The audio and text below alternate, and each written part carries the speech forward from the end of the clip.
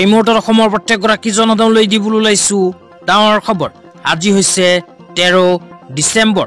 আজি অসমৰ লাখ লাখ দুখীয়াসকললৈ কেইখনমান চৰকাৰী আঁচনিলৈ দিবলৈ ওলাইছো ডাঙৰ খবৰ।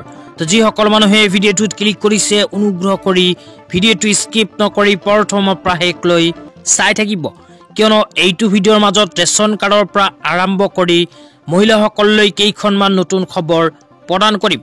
অনুগ্ৰহ কৰি ভিডিঅ'টো স্কিপ নকৰি প্ৰথমৰ পৰা শেষলৈ চাই থাকিব।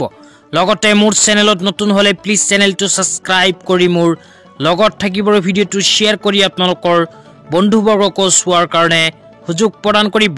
তো বলক ভিডিঅ'টো আৰম্ভ কৰি আজিৰ প্ৰথমটো গুৰুত্বপূৰ্ণ খবৰৰ বিষয়ে বিস্তাৰিত জানি লওক।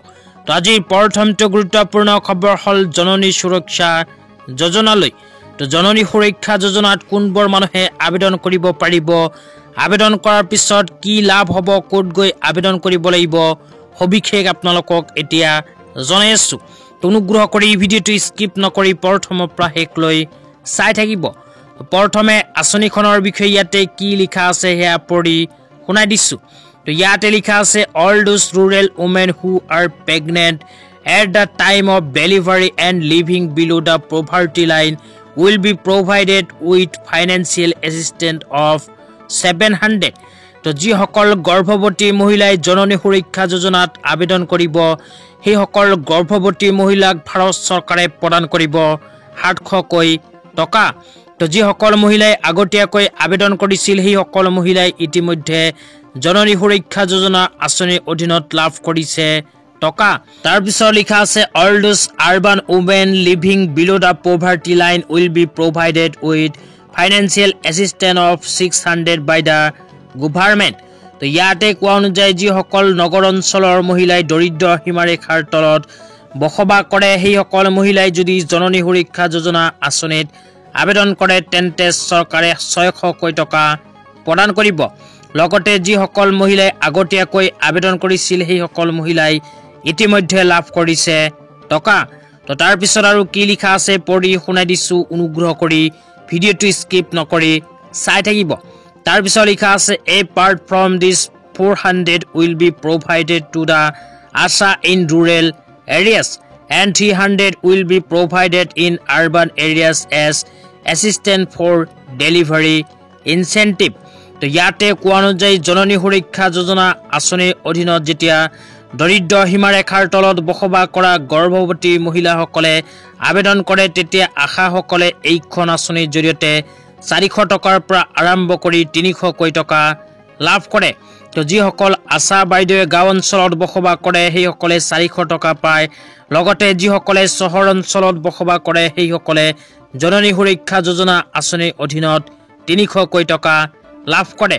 তো আপোনালোকে যদি জননী সুৰক্ষা যোজনা আঁচনিত আবেদন কৰিব বিচাৰে তেন্তে আপোনাৰ অঞ্চলৰ স্বাস্থ্য কেন্দ্ৰত গৈ যোগাযোগ কৰিব পাৰে।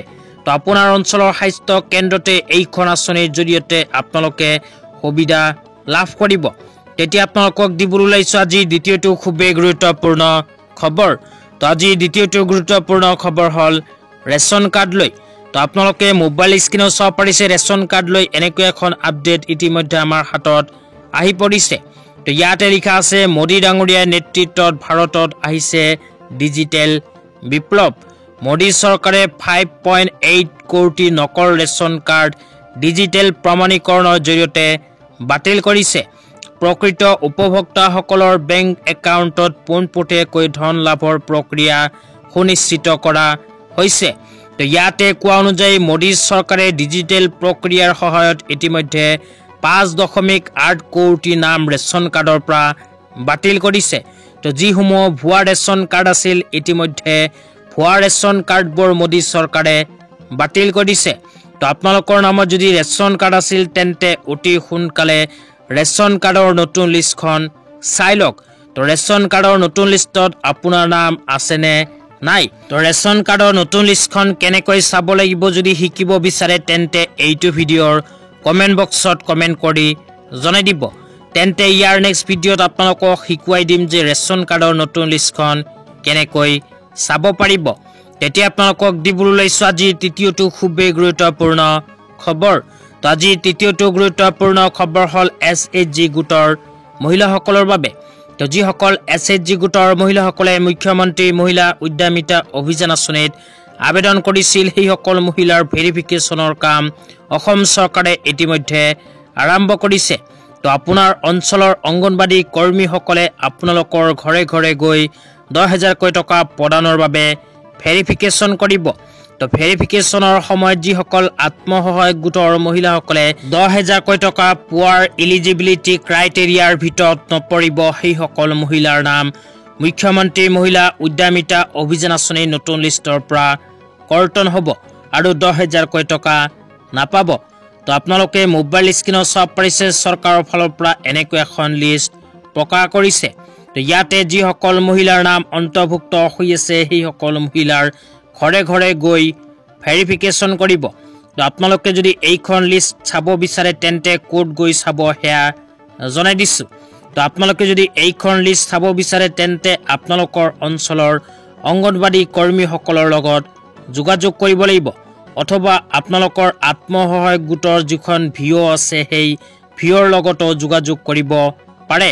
তো আপোনালোকৰ আত্মসহায়ক গোটৰ ভিঅ'সকলৰ ওচৰতো কিন্তু মুখ্যমন্ত্ৰী মহিলা উদ্যমিতা অভিযান আঁচনিৰ 10,000 টকা প্ৰদানৰ এইখন লিষ্ট আছে। তো অসম চৰকাৰে ইতিমধ্যে কিন্তু লিষ্ট প্ৰকাশ কৰিছে।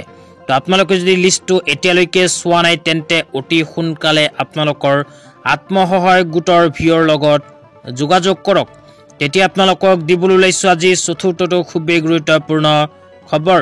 তো আজি চতুৰ্থটো গুৰুত্বপূৰ্ণ খবৰ হ'ল অসম চৰকাৰে প্ৰদান কৰা এখন বিশেষ আপডেট লৈ। তো ইয়াতে লিখা আছে বিকাশৰ 12 দিন অসমত সৰ্বাংগীন উন্নতিৰ ভাগীৰথী যাত্ৰা। তাৰপিছত কোৱা হৈছে নাৰী শক্তিলৈ বিত্তীয় সকাহ, অসম মাইক্ৰ' ফাইনেন্স উদ্গনিৰ সকাহ আঁচনি। ৭৮,000ৰো অধিক ঋণধাৰকে তেওঁলোকৰ ঋণ সমস্যা আৰু বিত্তীয় স্থিৰতা পুনৰুদ্ধাৰ কৰিবলৈ 223 কোটি টকাৰ মুঠ সাহায্যৰ পেকেজৰ সৈতে লাভান্বিত কৰিব চলিত মাহৰ ভিতৰতে অসম চৰকাৰে।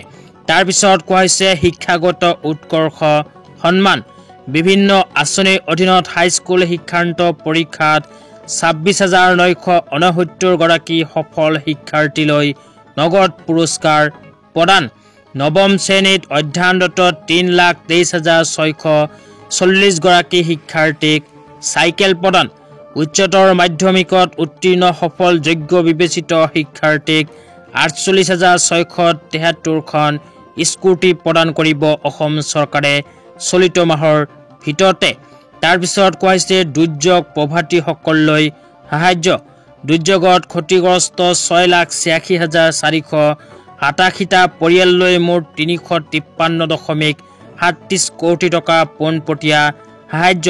তো যিসকল দুখীয়া মানুহৰ বানপানীৰ সময়ত ক্ষয় ক্ষতি হৈছিল সেইসকল দুখীয়া মানুহক চলিত মাহৰ ভিতৰতে প্ৰদান কৰিব আৰ্থিক সাহায্য।